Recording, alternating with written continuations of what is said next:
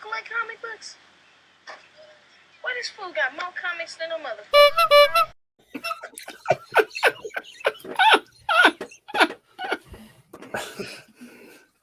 Good morning, everyone.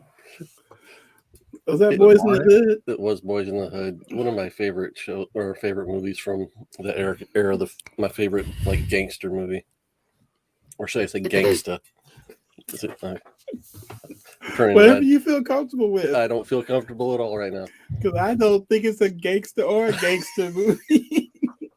It's just a movie about life in South Central Los Angeles. It is.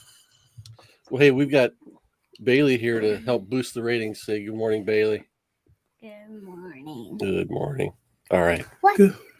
Just a couple of eyeballs. She sees that we've got Mars Comics with us this morning. Good to see you, Mars. Someone joined. Shoes? Mars. I'm Jay Hood, Coach Vic, and can I do it right? No. Yeah, point the opposite way. Way over there is Al Shell. Captain Comics is with us this morning too, man. Ahoy, Captain. So they're both here to learn if Skottie Young will be on the Mount Rushmore and no one else. I know, right? If you read the article, it also mentioned David Matsukeli. David Matsukeli. Yeah, how do you say his name? Okay, it's Massive Zucchini. It's Matsukeli. Oh, that's Massive Zucchini. I'm going to call him Massive Zucchini. Massive Zucchini. I'm going to call him Matsukeli. I guess that means his chance of making it up there is slim enough. Well, I didn't come prepared, so I don't think my guy is ready to go either. Great holiday episode. Well, here we go. Okay, so we're not going to bury the lead.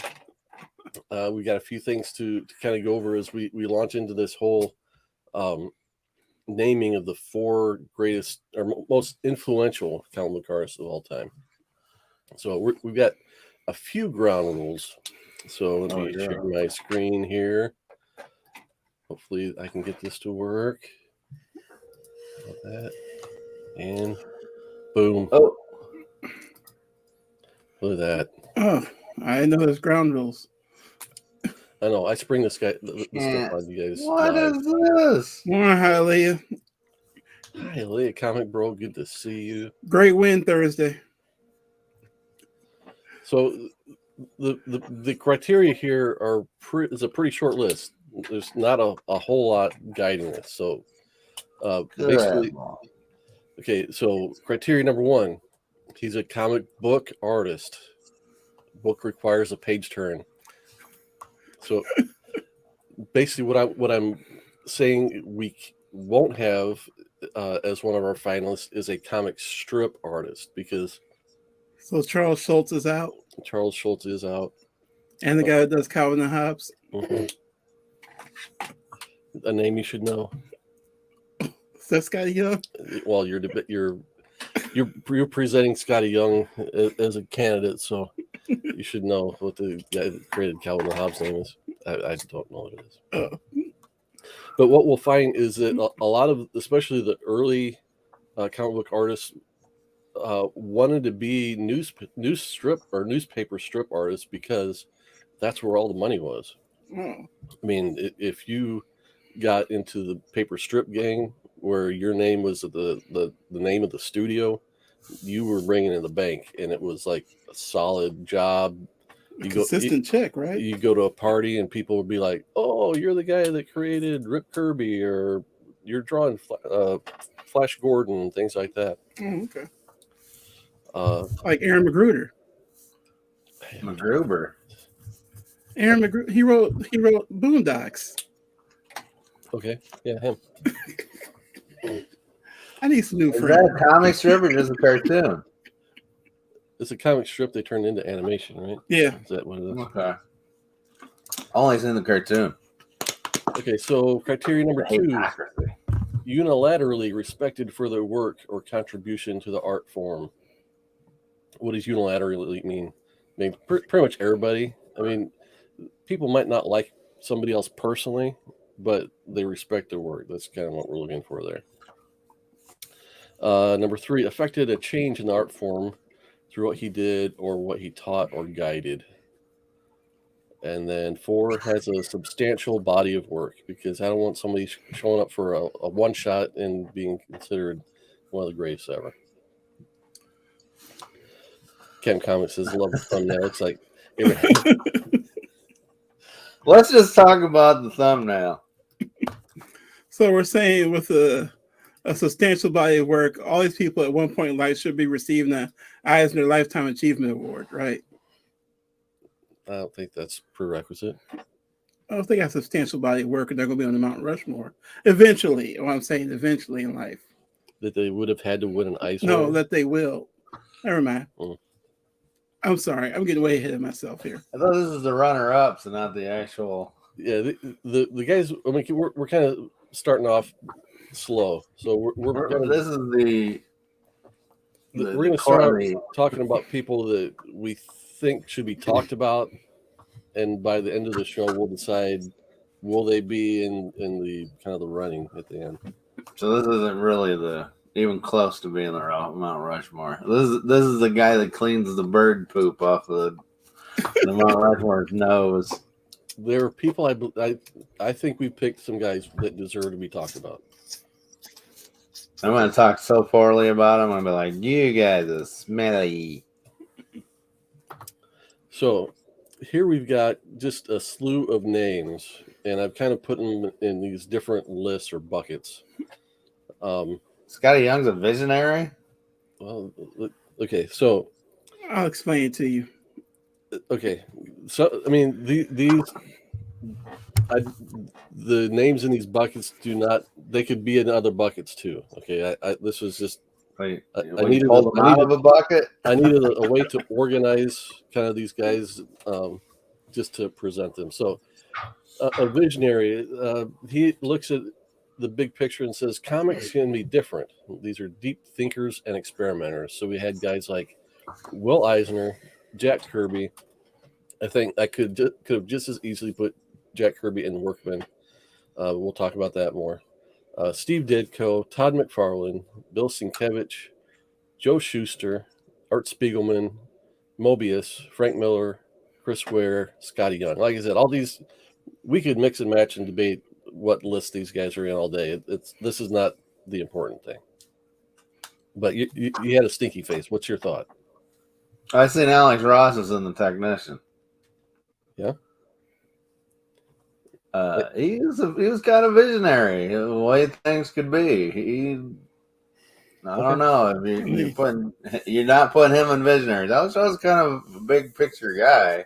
Okay. Like he shaped a lot of universes with what he did and the ideas he came into or he proposed. Okay, we can move them. That's one thing I did with this list is I can actually edit it on the fly. So we'll go through all three lists and then we'll rearrange a little bit if we need to. I agree with him on that with Alex Ross too, by the way. Carmine Infantino was also visionary. I mean, what he did with DC, he helped shape the Silver Age of DC. Okay. Well, let's go through the Workman list. Like I said, at the end, we'll go in and edit. John Byrne, I mean... Come on, dude's visionary. What he would come in and do he would come in. Fantastic Four, boom, there you go. You love Fantastic X-Men, boom. You love this. Superman, he came in, he smacked it around, man. I mean, what do you got to have your favorites in the visionary department. You can't. Okay, Skottie Young's there though because he really did a lot for comics. Good morning, John Byrne. He's over here.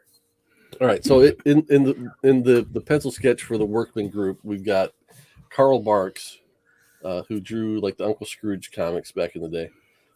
Gil Kane, John Buscema, John Romita Sr., Carmine Infantino, Joe Kubert, Robert Crumb, Jim Lee, John Byrne, George Perez, Harvey Kurtzman, the Hernandez brothers, Bernie Krigstein, and Alan Davis.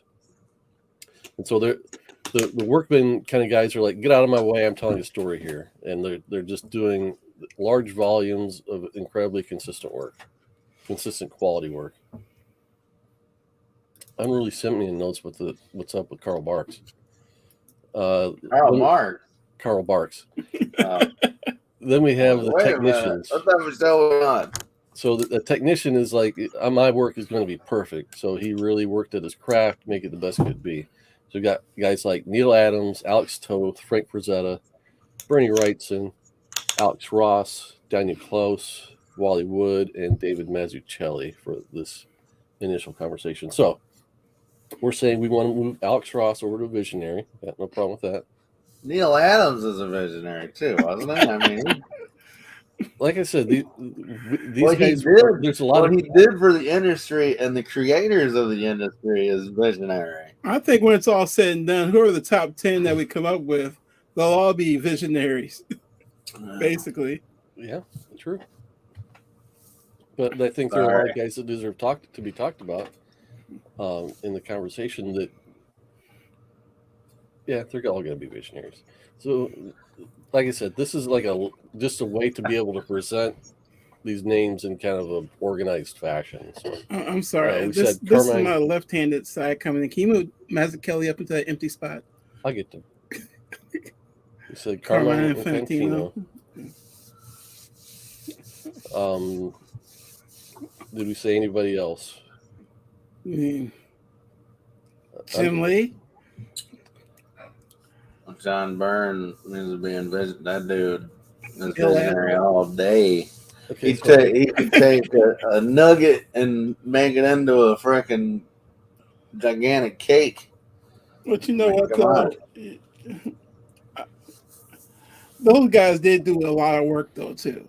I mean, a lot of work, right? Yeah, but like that's implied, right? But visionary, I think, to me, being on the Mount Rushmore is more of a visionary thing. Like maybe I took what you do, like Will Eisner. Look what Will Eisner did. What did Jack Kirby do?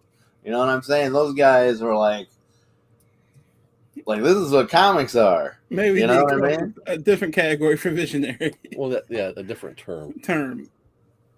What would that term be? Work on the fly here. Different. I mean, good morning, Discovery Bay. Let me see what I have here to describe my person. Highlight is throwing out his picks: Kirby, Adams, John Buscema, and Wrightson. Frazetta, best artist of all. Okay, you named 5. No, Wrightson Frazetta is one person. Oh, okay. That's a new person. You don't have them on your list. Well, I can't say groundbreaking either because that's okay. So this is just okay. Are there any names I'm missing? Because I'm an old guy and I forget stuff all the time. I'm sure there's got to be somebody I've overlooked. I don't know half of these people. I thought you were going to put Stella Freeze on there somewhere. Only because you like him. I thought you were the one who liked him. I do like him, but I don't think he's not okay. He has not impacted the art form in a huge, gigantic way. I mean, I would say Val Halverson, but that's only because he's from St. Louis. Sure, we're missing somebody. Like Dave Chad, help us out. Are there any names on here worth talking about that we need to add?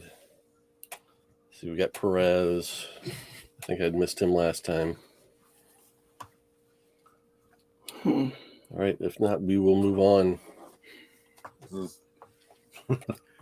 We're talking about 3 people here, so it's Okay, so oh wow, it's a tournament, brother. Oh my god. Okay, so I started out thinking about it this way. I'm like, oh wait, this is what happens when you get vacation days. Very in the lead. So when you think about this many people, you're like, okay, how are we going to organize this? And it's like, okay, it's going to be a bracket contest.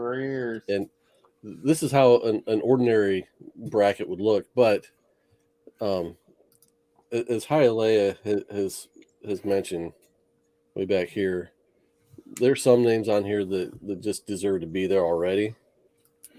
It's like, we'll talk about them as we go. We'll see you, Hialeah. Have a good day. We'll talk about it. He couldn't take the tournament bracket.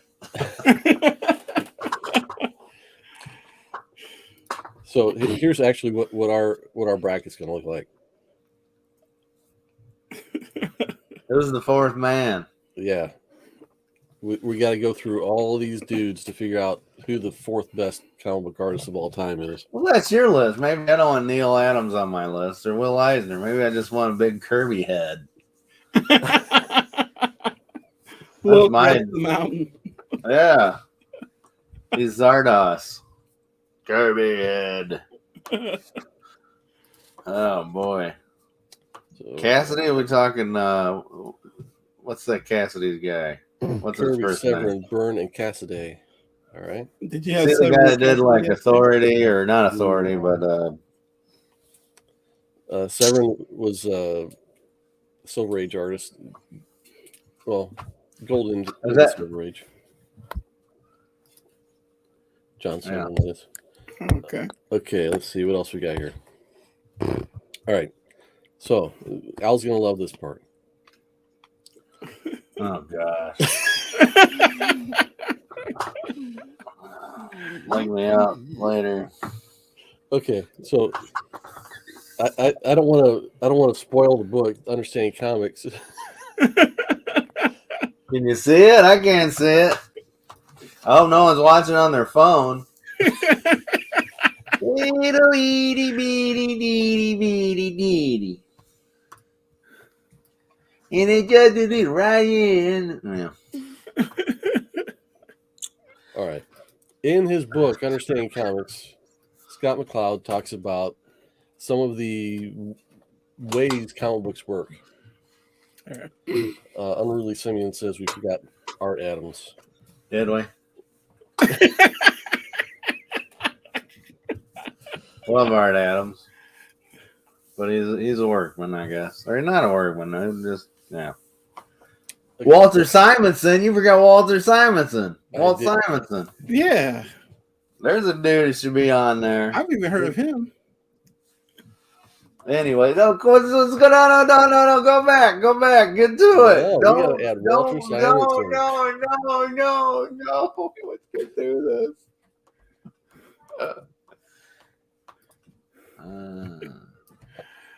Also, new computer. Wall, hey, Wall Simonson, you out there, buddy? There you go. Jamie ain't been this happy in a minute doing this. I get the type on live. They'll see me do this live. Watch me type. He done. Typing good. Anyways, let's get back to the Unruly's also put in greatest book ever. and Barry Windsor Smith and Jack Davis. Jack Davis is worth talking about, but I won't sideline the show anymore. Let's keep going. All right, so Scott McCloud, everybody. in his book, Scott McCloud talks about different ways that comic books, like the mechanics of comic books, why they work, how they work within our brain pans. And one of the things he talks about is how comics have the ability to control time. In this example of a story, as you can see there, it says, here's a story, and it's a story about this guy. And it starts with, promise me you won't drink and drive, Carl. I promise. So then he goes out, leaves for the night, gets in the car, starts it up, goes to see his girl. She's got something else going on. He takes off. He's bored. Can't pick out a video. Goes buy some beers. Drinks and drives and dies. All right?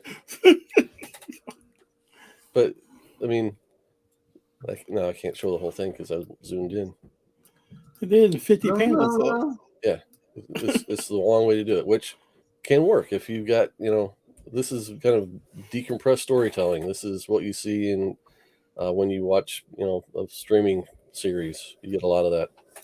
But all you want is the high points, where you can shorten it up to, a reasonable length, or you can shorten it up to the point that it's too short. I mean, he can narrow it down, take the whole thing down to 2 panels and tell a story. So he says the art of comics is as subtractive in art as it is additive. So this is just one thing to kind of keep in mind as we think about how these artists manipulate the art form. Yeah, but that last novel right there, that's been your issue with people lately, though, right? Finding the balance between too much and too little. Yes. Like with Strange Adventures, for example. I've been a great six book story instead of a long dreaded 12-book story. Well, they could have cut off a couple of books, is what I'm saying. Strange Academy. Strange Adventures. Oh, Strange Adventures. Yeah, Yeah. for sure. Yeah.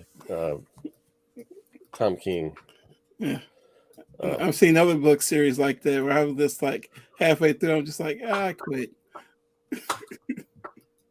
So he talks a little bit about how comic books work, the fact that it's in any art form, it kind of some amount of the work is being done inside our brains. When we read text on a page, it's one thing. When we see a movie, it's another thing. And when we read comics, it's another, whereas it presents to us clues, but nothing is actually moving on the page, yet we sense movement. We sense time going by. And Scott McCloud terms this as closure.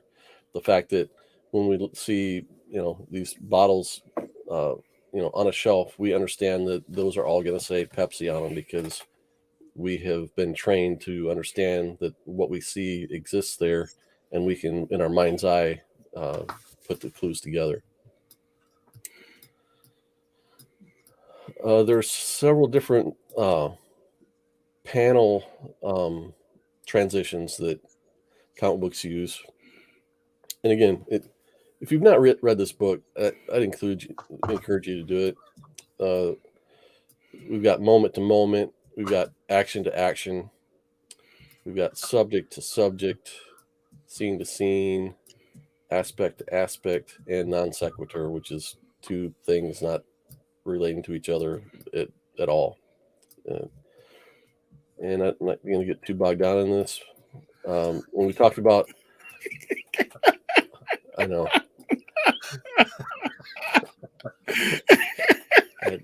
Talking about burying the lead. Sorry, brother. Already done it. Okay, when we talk about comic book artists, they're going to draw we're going to call it kind of their style, but actually what it is they're drawing these symbols as keys, or they're drawing symbols to represent things to us. And again, in our mind's eye, we're recognizing what they're drawing as something real. He discusses in the book how the more cartoony something gets, the easier it is to relate to it, because with fewer distinguishing factors, apparently more of us can say, yeah, that looks like me.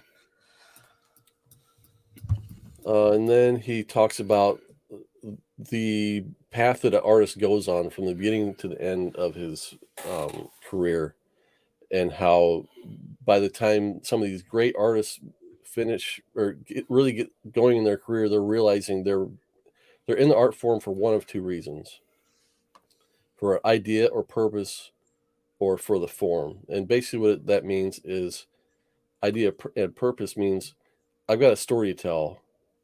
Comic books is my medium to tell my story. Okay. Form is all about, this is an art form that I can manipulate to relate ideas. Okay. So it's more about the mechanics, trying to figure out a new way of doing things, that kind of thing. But wouldn't the idea and purpose be more up to the storyteller than the artist? Yes, to a certain extent. It's very true. Okay, so let's see what else we got here. I think that's it for the understanding comics portion. So let's hide that for now. First off, I just want to say, I know I missed it, but happy birthday, Jamie. Thank you. Happy birthday. This is your perfect birthday show where you get to sit there and just hey, look at these clips from this comic book. Isn't it exciting? Yeah. Look at the science behind how comics work. Yeah.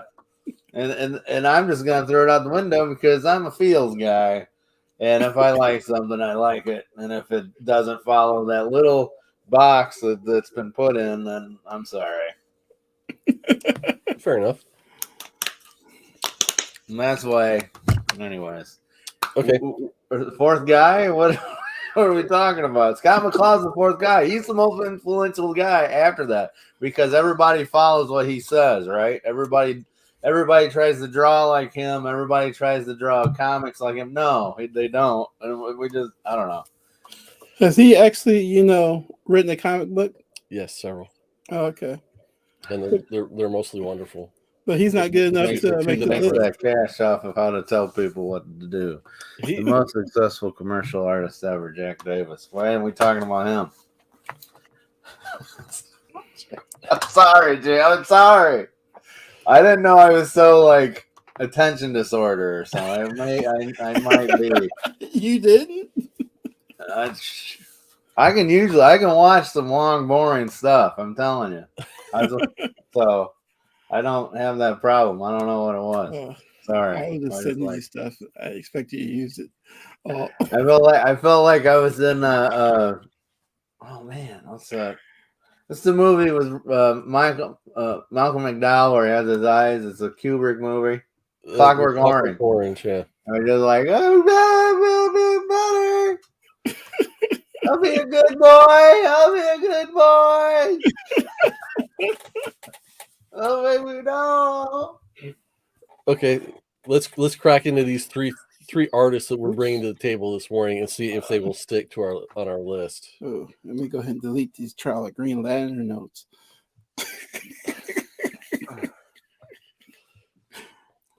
Let's get to it, shall we? Okay, you want to start with your guy? You want to start with Victor's guy? No, I want you guys to do it. Spice the show up.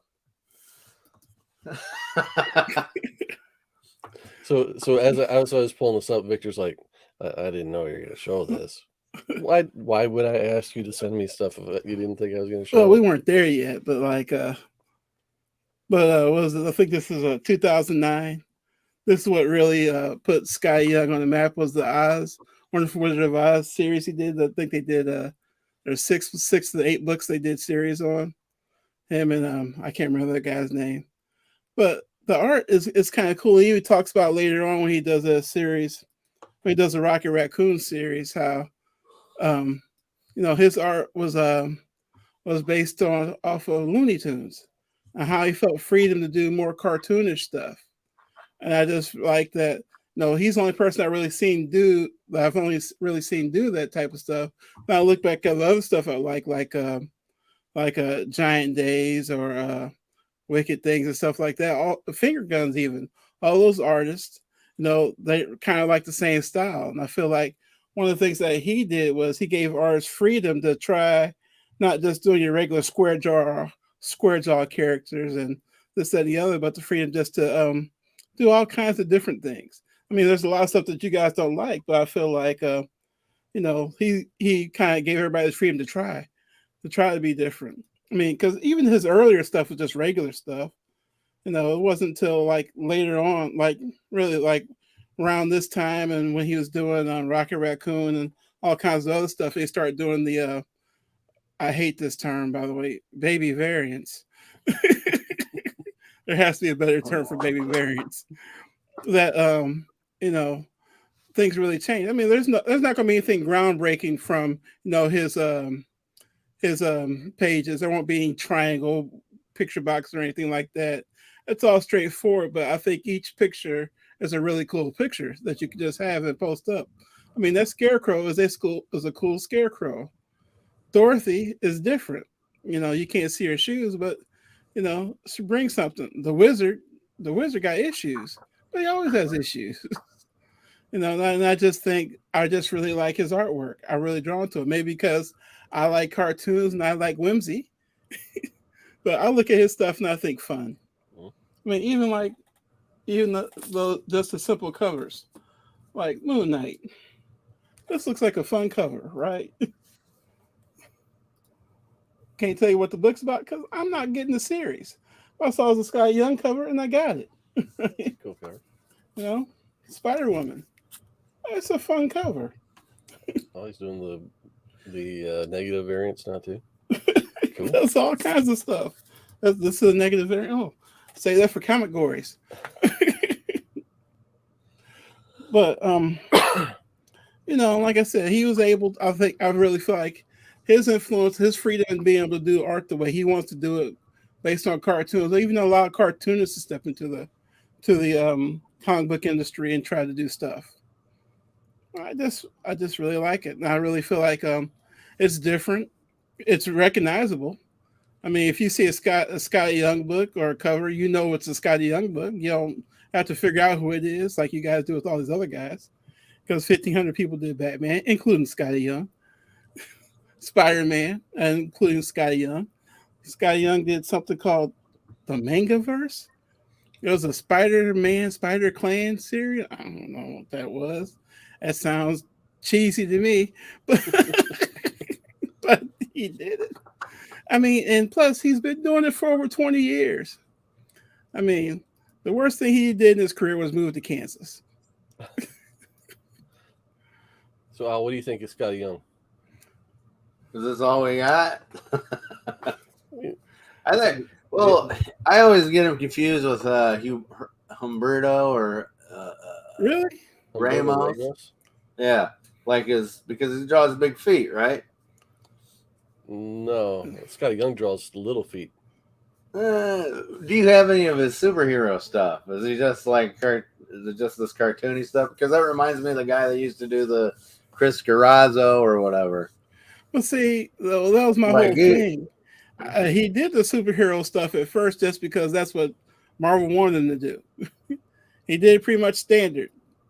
But I think once he got the freedom to do what he wanted to, I think is where his stuff has really got to shine. So do you happen to recall what some of his early Marvel work was? Yeah. I can tell you exactly what it was. Because I took notes. No less. New Warrior, the Human Torch, New X-Men. I think that looks like that Roberto Ramos. That's what that looks like to me. Not this, but like, and he was out way before that dude. I feel like he came from that batch of indie artists that you would see selling indie books at Wizard World, and you're like, oh, that's cool. It's very hip. So I'm not down on the guy. The guy's a great artist. Yeah, it looks like to me I could. That's you. I don't. Hey, but here's the thing. I know a lot of people that love him and ape his style and do that stuff.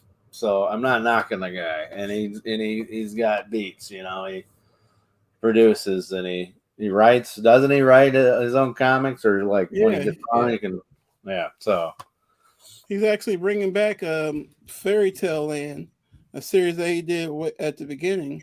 That I think he was nominated for won an Eisner Award for. Actually, he just announced that he's not only is he bringing it back, but he's bringing it back in a way where he's going to do the story. He's going to let other people do the artwork for it. Of course, that's a Substack thing. Substack. Well, now he's kind of like a producer now, so that's aren't they all trying to build up his legion of people? Yeah, he's working on his brand, right? So. Actually, that even looks like, even though he doesn't do the art for it. I swear I have indie Skottie Young stuff. I think I do because of that He's a Chicago guy or was. Yeah, I'm sure. Did Andy know this dude? Andy Jewett know him? Because I feel like he would have been in the same clique. He talked about him a lot, and I know Skottie Young more from him doing a podcast called Around Comics. He kind of joined that in their later years. They do a video or a YouTube channel now. I think they just excluded the podcast too. Who do we have on issue at hand from Around Comics? Was that Andy? No. Brian Salazar. Oh, okay. Really? Mm-hmm.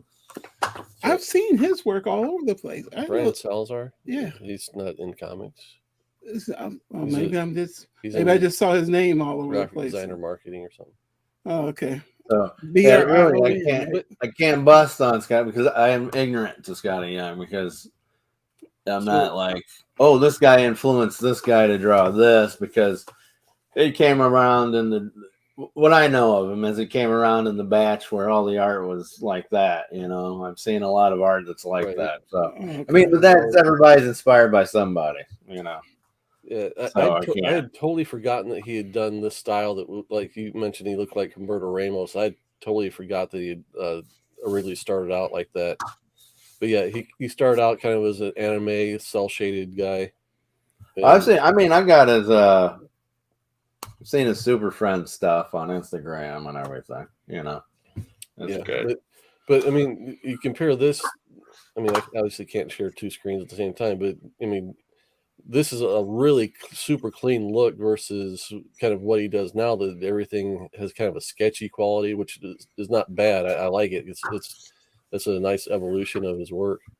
Is there any influence? He's an influencer. You're saying he's an influencer. So what artist is he influenced today? The reason you got okay, I'll let No, you. go ahead. So the reason why I just didn't say from the beginning is we're not going to talk about Skottie Young in relation to the most influential artist ever. Do I think he is one? He will be. Is he worthy of being on this right now? No. Could he be someday? Yes, I do, because he does. He is kind of bringing back a new cartoony style that is commercially acceptable, and he's doing it at one of the big two publishers. I think his work is definitely quality. His storytelling's quality. I mean, just going back to those pages we showed earlier, they're pretty sublime. So yeah, I think he's definitely worth talking about in the like I said, big picture, in context of what we're talking about here. And no, I don't think so. And also remember, we're talking about just what I like. I can't really claim to know much of anything about comics and artists, even though that's the thing about art. It is what you like. Good art. Your definition of good art is what you like personally. I mean, but if we're going with the Rushmore, he hasn't made it yet. He hasn't paid his dues as opposed to a lot of other guys. So and he has kind of worked himself into that category of he's a writer because he's writing some good stuff. Strange Academy, this is a book I'm reading now that he writes, but he's more well known as a cover artist these days. Yeah. And he's bringing back, like you said, he's bringing back his Fairyland book. Is one of the few spots where you get to see him do actual pages, panel work, and that kind of thing. And I'm a lapsed fan of comic books, so like I couldn't tell you who's current. I couldn't. So you can't listen to me. I'll just be talking about the old dudes all the time. Like, hey, Jim Aparo, man, this is real awesome. He's fresh. This kid out of friggin', he just came from Charlton Comics. It was crazy. But anyways, you go ahead there, James. Well, we're gonna you want me to go so we don't have to have any pictures since I didn't give you any? Yeah. He has pictures for you though. Do you got right now? You don't have any Alan Davis pictures? I'm pulling some up right now. Okay, this is professional vlogging right here. Whatever we do, I don't know what this is called. A video cast, YouTube. Anyways, yeah. So my honorable mention is definitely Alan Davis, the guy You want to talk about love for something? Alan Davis, I think the first actual comic series I collected ongoing, besides the Captain America, Mark Grunwald run with Cap No More, was definitely the Excalibur issues. That was my first. I wouldn't say it's my first run in with Alan Davis because it was. I'm sure I've seen a Batman like year 2. I've probably seen that and I was like, oh, this is cool. And then it was taken over by Todd McFarlane because, anyways, Alan Davis started with, I think, doing like he's a UK artist, so he started over there doing like Miracle Man with Alan Moore, and I guess they worked pretty closely together on that, which I'm surprised Alan Moore didn't turn him into a newt. He's turned me into a newt. Uh-oh. Wrong thing. There we go. That's not what I want. Hey, Magic Lasso, how's it going? Thanks for joining. we need Magic Lasso to pull us out of that. Whoa. And Warlord. Now they found out we're actually going to do our bit now. There we go. Anyway. Well, okay. So that's from Excalibur. Now, what I'm talking about is, sure, he's influenced, I'm sure, by guys like Neil Adams, for sure, if you check his art. But his evolution, because, I mean, he has fancy work, fancy paneling and everything. But he doesn't go crazy like I feel Neil Adams would do.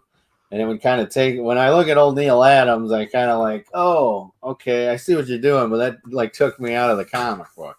You know, that's just me. I'm reading the Defenders, which I had to buy a Rob Liefeld cover to because they didn't have comic covers. And like, I think I'm getting sick of the breaking the panel. Like, oh, the panel's crazy type stuff. I'm not open. Oh, I got to open this now. Okay. You know, I like this, but this is a poster more than a, like, where's the flow go? You know? Right. This is Alan Davis, by the way. Well, I thought it was. No. It's a new guy. I think Alan Davis just does covers and the random issue. Let's see. If we're going off that list, he's worked on about every comic book you can think of, Marvel, DC. He's done it. You know what I mean? Oh, that nice little page there. That's great. He is. I think he's influenced a lot of guys like Brian Hitch, Dale Keown, Paul Pitcher. I don't know how to pronounce his name. There's a lot of dudes you can see like, ooh, that's an Alan Davisite, you know, even though Alan Davis seems like a John Byrne, Neil Adams guy. To me, Alan Davis is really like art-wise surpassed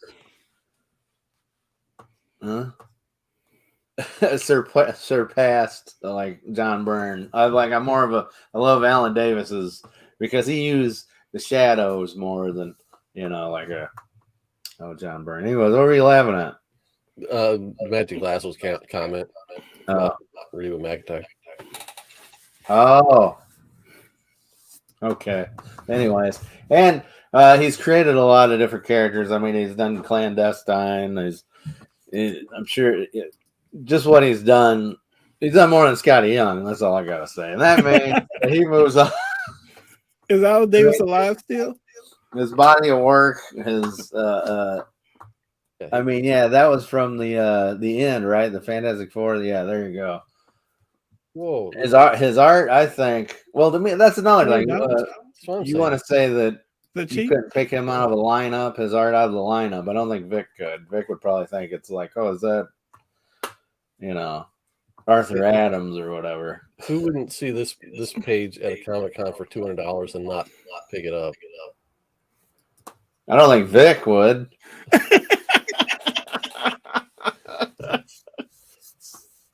I mean, Alan Davis has paid his dues. He's given us a lot of his artwork is a treasure trove. I think it's going to be another one where it's like when he's really gone, that's when you're going to be like, oh, wait a minute, you know.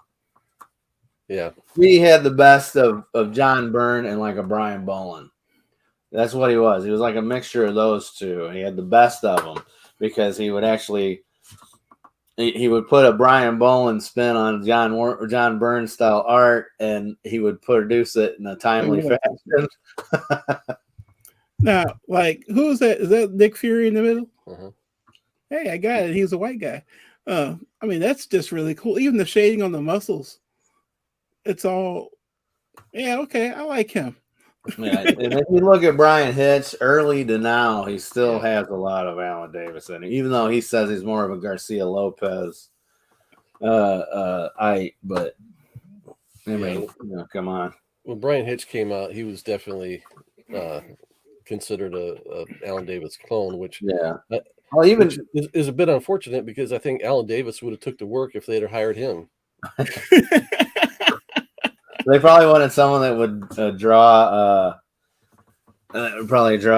make Nick Fury look like Samuel Jackson. So, and that's all by osmosis or whatever.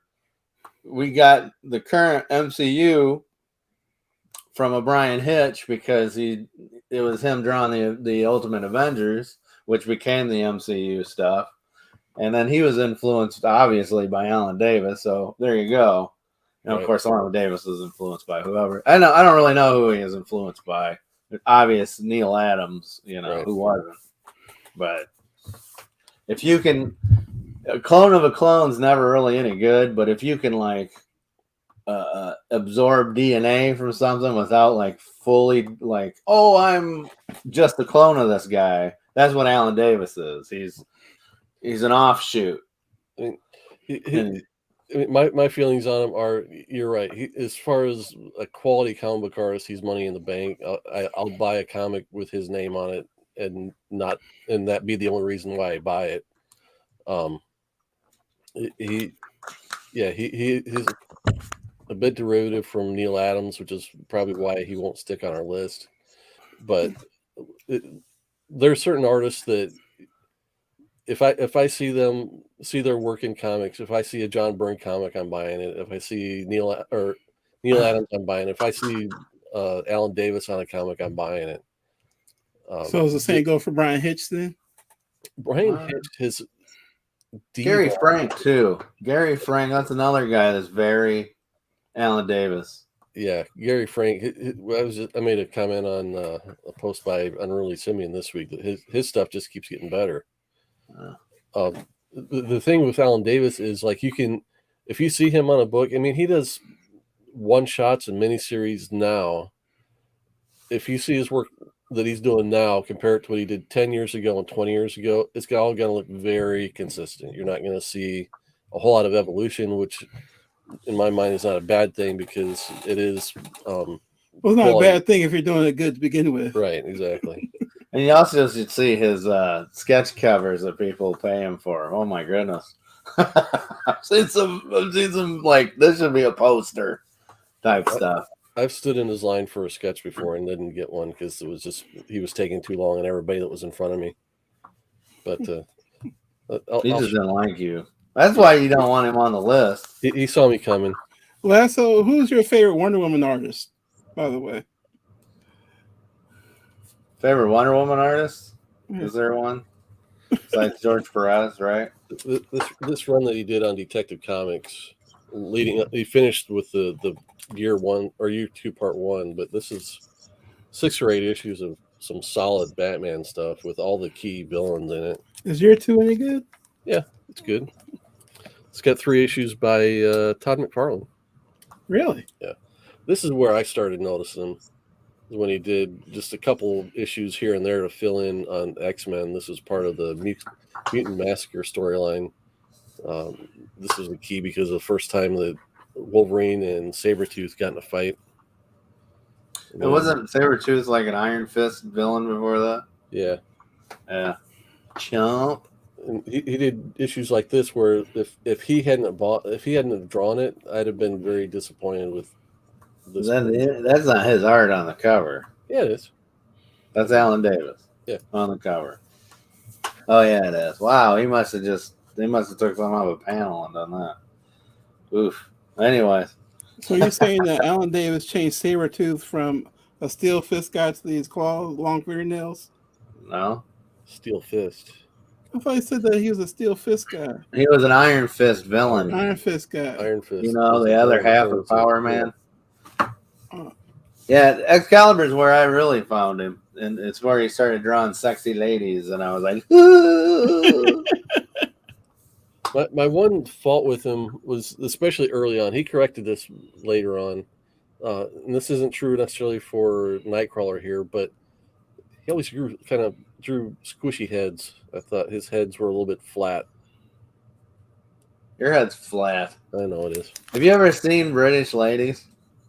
Are you saying they have flat heads? They have, some of them have. He's just drawing.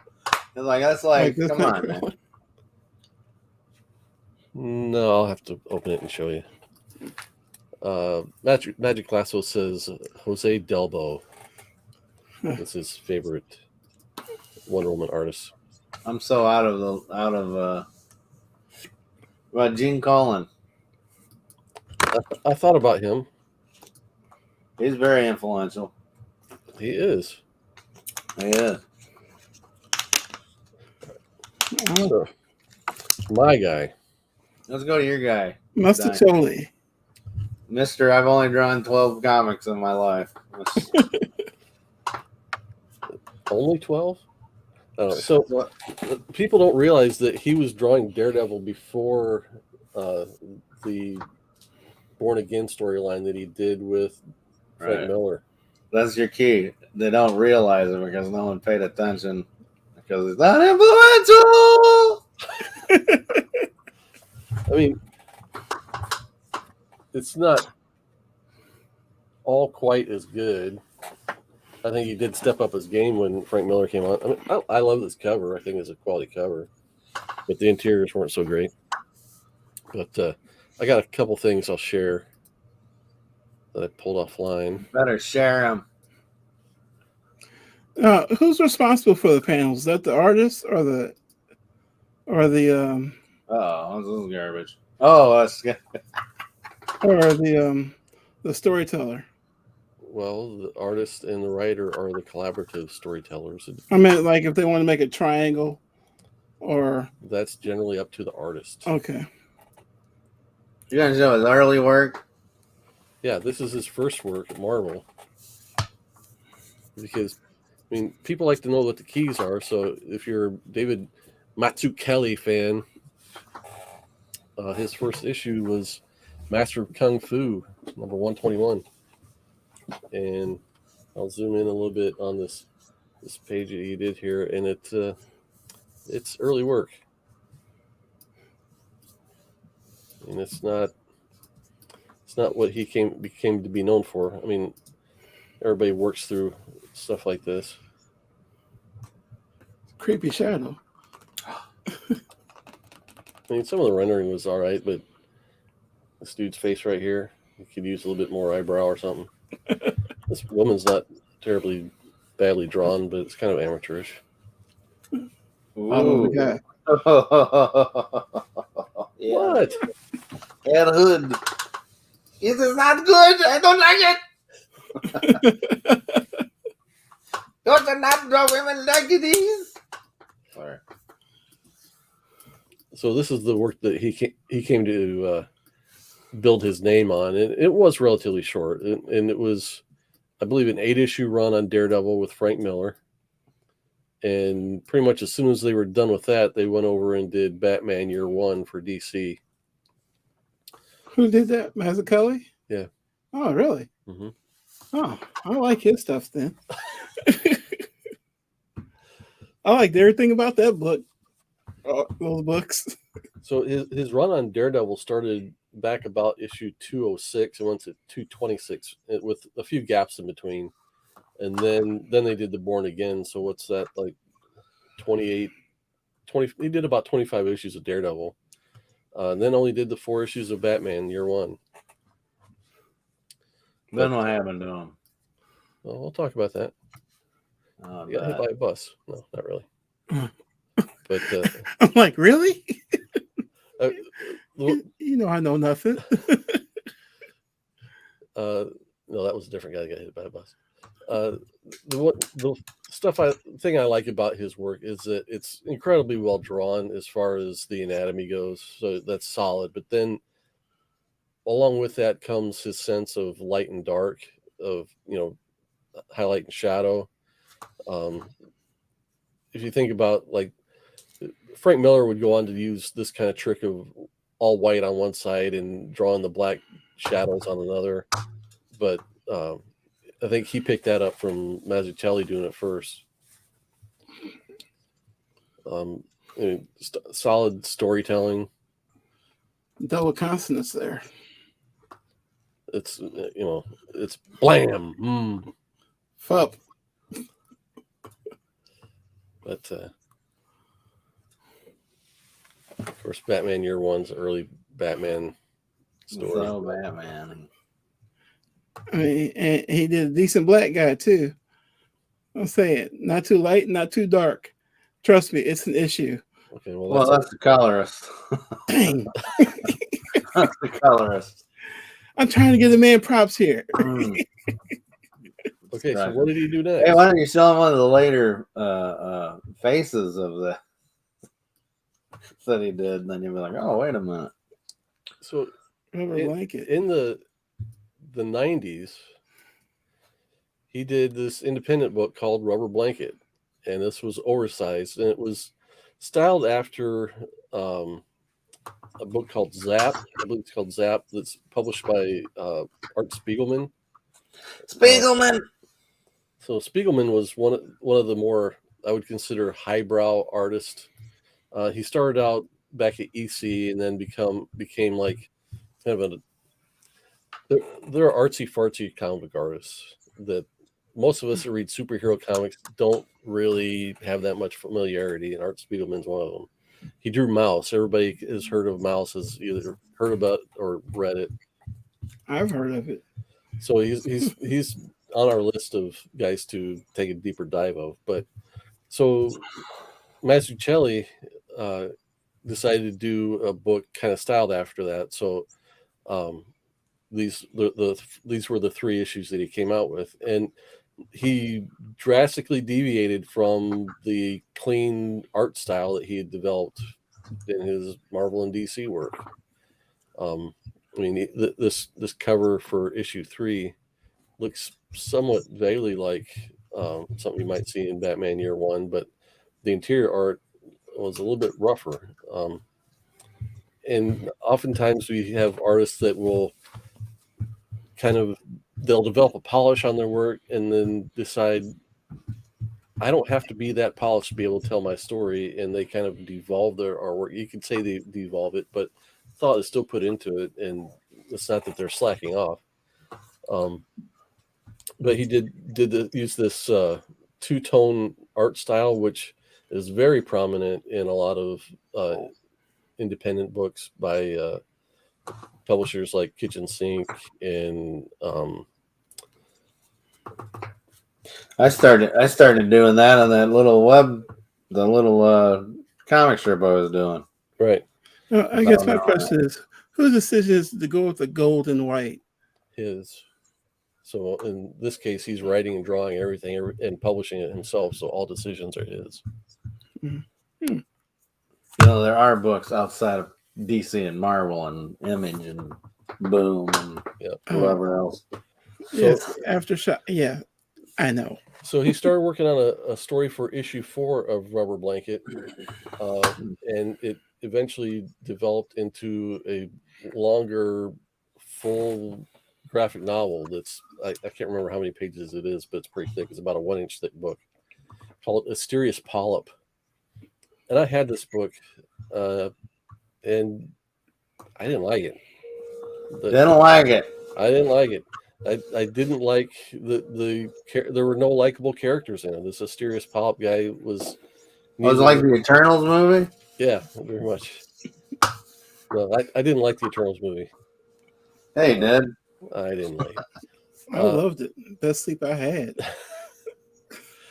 But so this is he's doing experimental stuff here. So that's cool. I like that. The fact that he's not like, hey, I'm just going to draw superheroes my whole life. I mean, is this a 3D book or what? No, this is just what the art looks like. Oh. It intentionally gives you headaches. It's like not looking at a 3D book without your glasses. Instant headache. Mm-hmm. That's what this does. It's funny that I went down this route without knowing that this guy did this already. Like I was doing that. I was having different colored characters fighting each other, you know, like a blue outline guy fighting a red outline guy. That's cool. No, no, I'm not crazy. I was gonna say, but like I said, I appreciate the fact that he's willing to take a risk and try something different. Because I like people that want to take a risk and do something a little differently. I know that's when you guys get all bent out of shape when they change your characters around, which is why That's different. That's different. well, Taking a risk artistically and doing it just to get like to just play to people, like, oh, we made it into a flaming carrot guy into a zucchini. Why did you do that? Storm ends up with like 500,000 powers that she can't use because if she did use them, there's no point in having the book.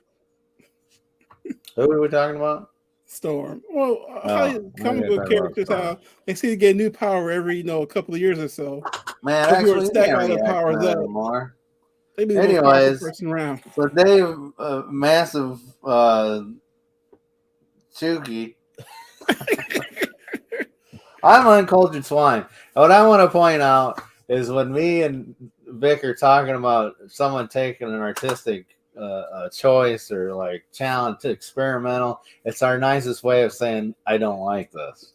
Oh, that's nice. It's like your grandkid or like your aunt. Oh, that's so nice that you can do that. I'm gonna go over here and drink. Yeah, we could be using this time to talk about Skottie Young some more.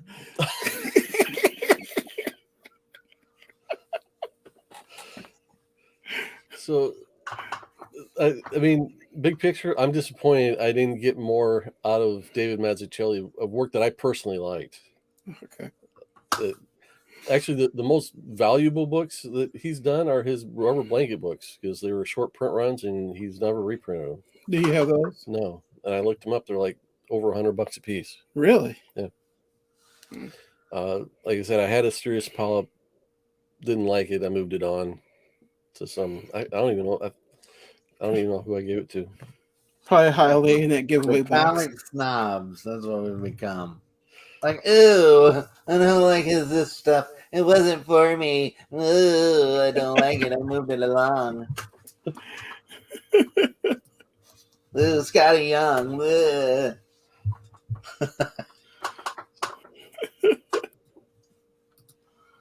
So we all agree Alan Davis wins this one. No. So the truth is, none of them are going to make it, right? Yeah. Well, it's not out of the three. It's not. We might as well just cut to the quick on these shows, and we can get the real deal. Kirby Eisner and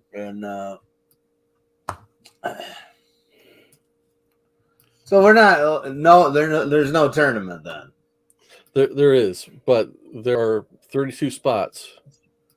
And we've got, oh my goodness, 1, 2, 3, 4, 5, 6, 7, 8, 9, 10, 11. 12, we should have called this the Jamie Hood birthday-ish episode where it's just him. 24, 25, 26, 27, 28.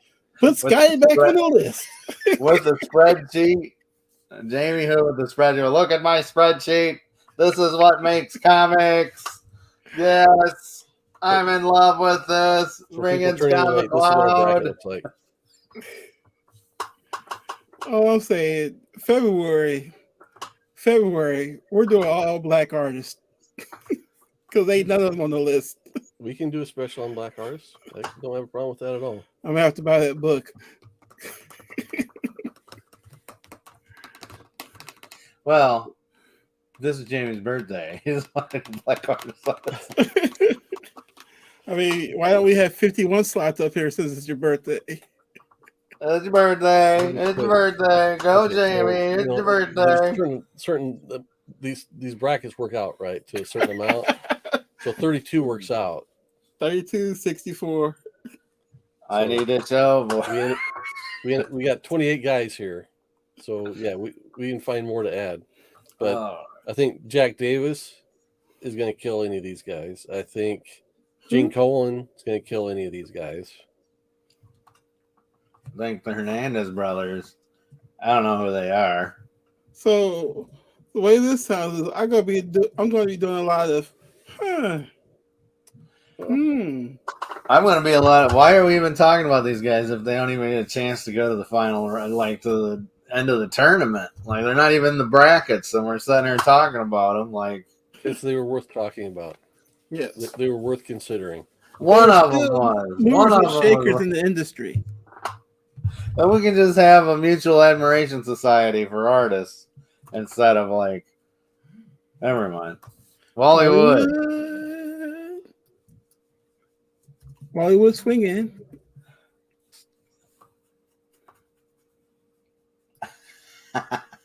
What about JRJ? It's my birthday. I can cry if I want to. Cry if I want to. You'd cry too if Al happened to you. Ed Compton, good to see you. Thanks for joining us. So, I think I'm back up to 31. 30. I don't know. You know, if we went 36, we could do a play-in round. Who do you guys want to pick for next time? Who? You. Us or you? You two pick, and then I'll pick somebody. How about if you pick all three of them, and we'll pick which ones we want to defend. Well, I'm a fan of Clean Colon. Clean Cole. Who? Oh, it's Gene. I got to clean off my glasses. Don't disrespect the man like that. He didn't pick his last name. Oh man. Ooh, I could do Bill Sign. You want to do Bill Sinkovich? Oh no, not that's how you pronounce it. No, he's too important for me to do. Vitch. Yeah, he's too important for me to do. You can use the paper I wrote on him in college. Oh, well, wait, so you did go to art school, so that's different. I don't want to go to your school. It's not like you said that like English 401 or something, 104, like around. I just like the fact that we just spent half hour on these artists and you just erased them. And you just said, nope. Gee whiz. Because none of them have a chance to win. Well, I'm going to pick somebody that has a chance to win. Well, I'll pick Denny O'Neil. Denny O'Neil was a writer. Oh. How many times we got to tell you that? That's like, there's a billion times we've told you that. And you're just like, take no. all these names and find the one from St. Louis. Did you have a stroke or something? Because my buddy had a stroke. He doesn't remember things. Val Halverson. All right. We'll do somebody I'm somewhat familiar with. How's that? How about Denny O'Neil? Who did the Batwing book? It wasn't Alex Ross. It was the other guy. I'm going to make a shirt that says my favorite artist is Denny Oh, Ben O'Neil. Oliver's not on here? No.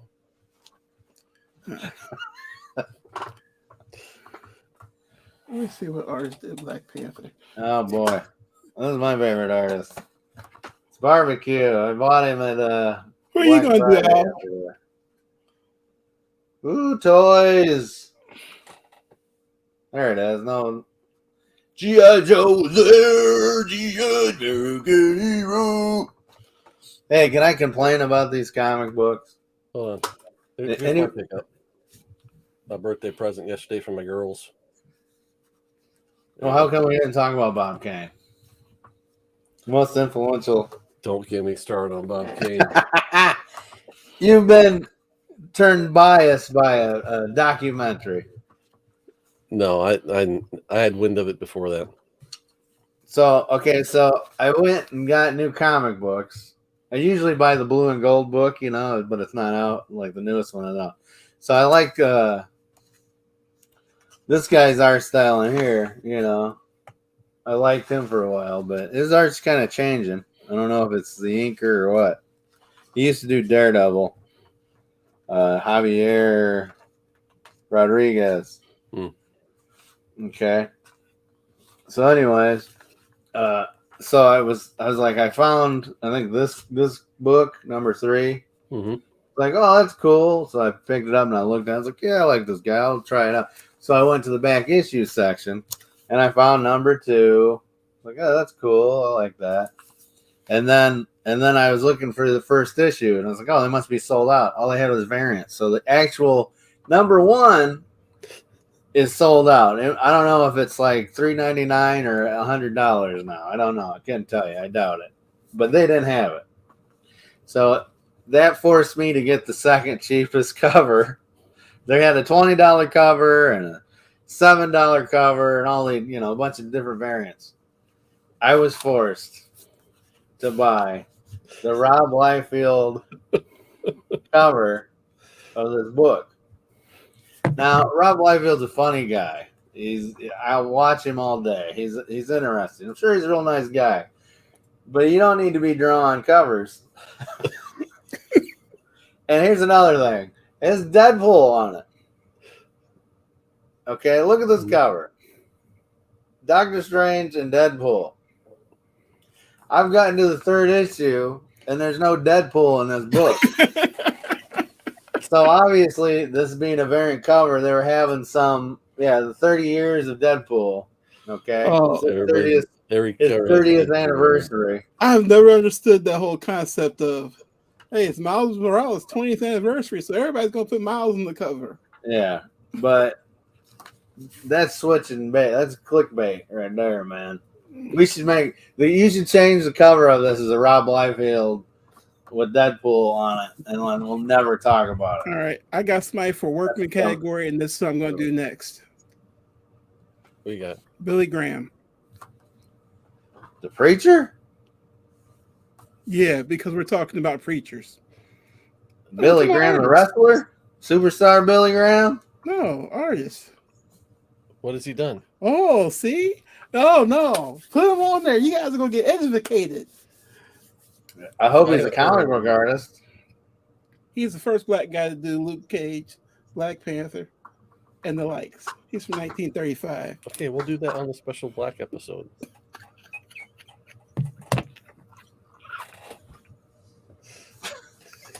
That's where Jamie's gonna paint himself.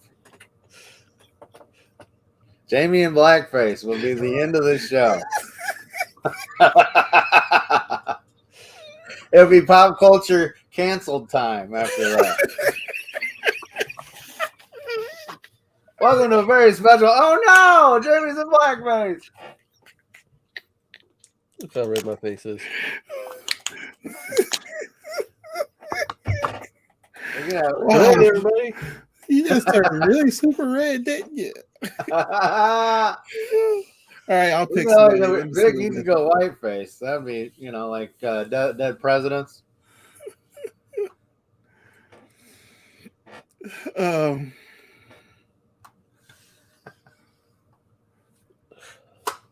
just invert everything. Disco Dazzler. Yeah, what is it? I'm telling you. I saw parts of it. I haven't seen the whole image myself. Yeah, I saw that. Yes. Yeah, that person don't count either. Whoever did that artwork. How about I'll do Bernie Crickston. Crickstein, what did he do? He was What? So he was mostly known for a lot of World War II art. Oh, never mind. Joe Kubert isn't on this frick. Oh, there he is. Yes, there he is. I just want to complain. All right, give me somebody who's done DC art. Alex Ross, Neil Adams. DC. He did a bunch of DC. A special episode on Neil Adams. Yeah, I figured I wasn't allowed to do Neil Adams. You can do whoever you want. I'll do Alex Ross. Okay. Neil Adams is already on the thing, isn't he? Yeah. Yeah, but we still have to spend a whole episode talking about him.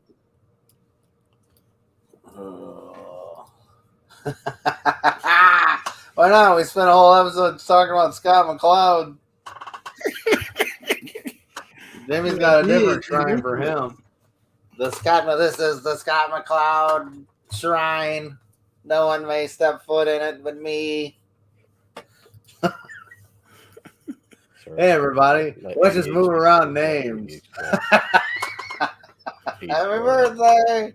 88 is your A and AL. Yeah. All right, he's picking Alex Ross. Who are you picking? I picked Alex Ross. You do? Oh, okay then. I'll do. I don't care. No, that's fine. I'll do Bernie I'll go Wright. with Todd McFarlane. No, Daniel Close. No, I I'm don't going know with him. who? Daniel Close, or is that Klaus? Klaus. I don't think you like him. Oh, You can never have mind. Alex Ross. I'll go with. I'll do Joe Kubert. I'm gonna go with Frank Miller. I was going to take Frank Miller. I know. All right, Chris Ware. That's No, it. I you got said- Chris Ware. I was giving you Alex Ross. No, Al wants to do Alex Ross. All right. So Who's you're Chris gonna do- Ware?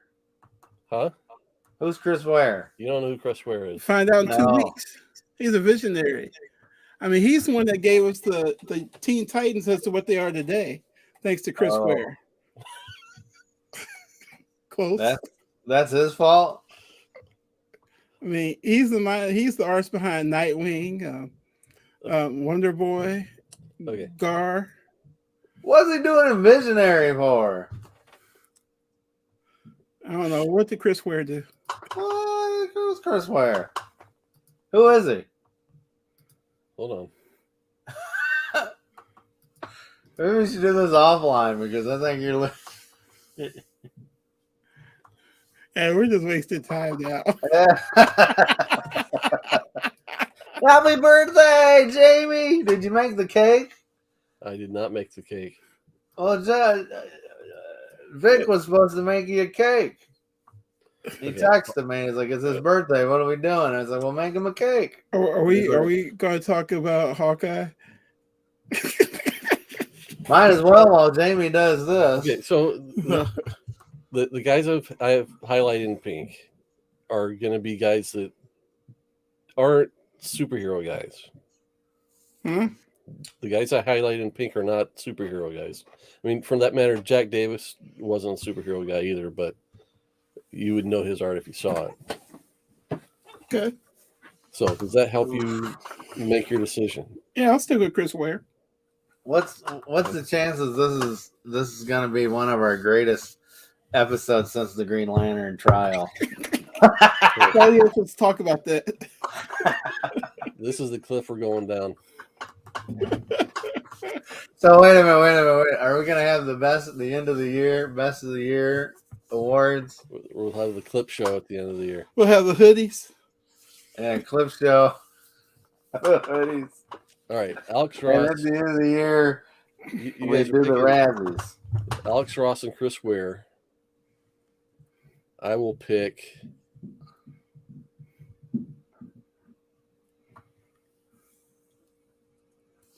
I'll pick Wally Wood. Wood. Yep. All right, so Hollywood. tune in next time. We're gonna do these two and this one. All right. Yeah. So I just have one question. Wasn't that Kit Harington on the balcony? I watched a lot of shows. Nobody talked about Kit Harington being on the balcony. I don't think Kid Harington is someone that looked just like him. Because all British actors look the same. He's American, isn't he? Oh, Kit Harington. I think he's British. Oh, he's British. He's British.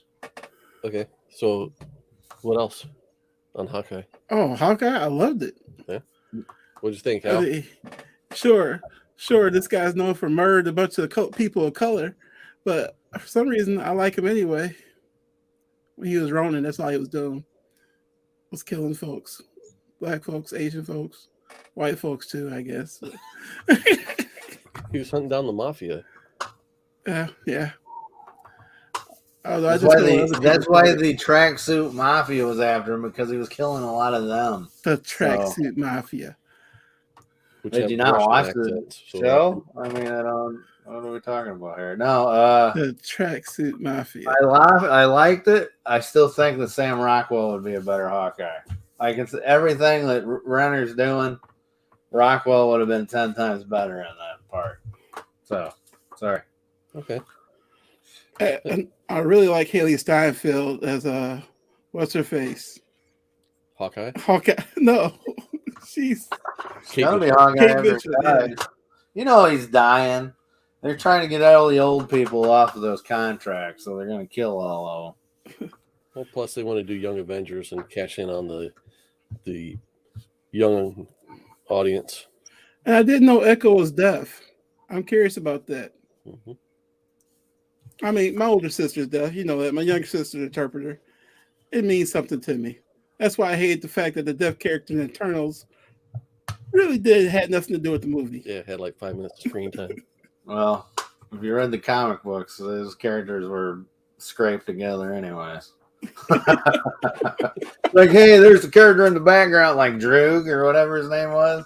You look at the first issues, he's a punk that's like flying in the background. He doesn't even have like Eternals was like 3 or 4 main guys, and everybody else was background material. Yeah, killing off the cool people. No, I mean in the comics. Oh, in the comics. Mm-hmm. They pretty much did in the movie. They like depowered Angelina Jolie, or they made her crazy, so you wouldn't have anything to do. She couldn't do anything. Icarus turns, spoiler alert, turns into a douche, and so he's depowered. And so they use all these other guys because they're like, oh, we just made these guys up as we went along. I like Anyway, Hawkeye. I think it moved quickly enough for me that I didn't think it got really bogged down. And they released the 2 episodes back to back, which is always good. So I'm not sure how many. Do we know how many episodes it is? No, but I would imagine that would have to get done around Christmas time, right? Yeah, maybe that's why they did 2. Hey, the dog is a real thing. Mm-hmm. And the swordsman, I like the swordsman. I thought first I was like, oh, who's this D-bag that's and that mom's evil. Victor doesn't know that the stepdad to be is known as the swordsman. I told you I watched a bunch of those here's what you didn't here's what you missed videos. Here are the Easter eggs. Yeah. Gotcha. Well, it probably gave you it's the like her mom's evil, John. allegedly. Yeah, the mom, you can tell she's evil. I didn't even have to read a comic book for that. I was just like, oh, that's Vera Farmiga or whatever her name is. She's bad in most of her stuff. Well, and she just came off like a complete witch anyways. Well, some people allege that her mom killed her dad and got lucky that New York was destroyed at the same time. Well, that's what you look at it. Yeah, she did. You can tell. Because she's like, hey, you go in there. I'll be right back. Oh, no, he's dead. Never saw. So there's a huge underline. She's going to be with the mafia or something, or she's piddling with the Kingpin. That's what I'm talking about. Bring in Kingpin. I'm not gonna get that lucky. Is Kingpin the new Mephisto? Yeah. Magic Lasso said, I thought the mom looked like she wanted to be Lori Metcalf. Yes. Yes. Sheldon's mom. Shelley. Good job, Lasso. My guy. Ribbit. All right. All right. We've been going over an hour and 20 minutes here. So we have? Yeah, we should wrap this up. I love spreadsheets. We love spreadsheets. It wasn't a spreadsheet. It was an Illustrator file. All the spreadsheets in the world. Hey, let the man enjoy his birthday. This is spreadsheet birthday. Spreadsheet birthday.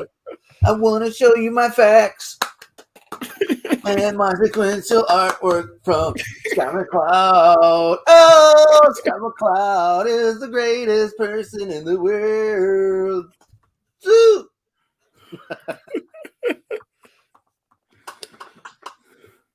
Oh, he didn't go long enough for me to end broadcast, so we could just go out like that.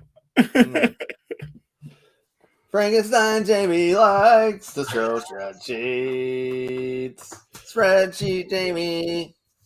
All right. We will. It did not. The fact that there are no black artists on this list did not pass me by without me noticing. And we will do an episode that focuses in on some of the key On only black artists. Now the question is, would he have noticed that if he didn't have a black friend? Hey, y'all, get some black friends. Words to live by. I'm available.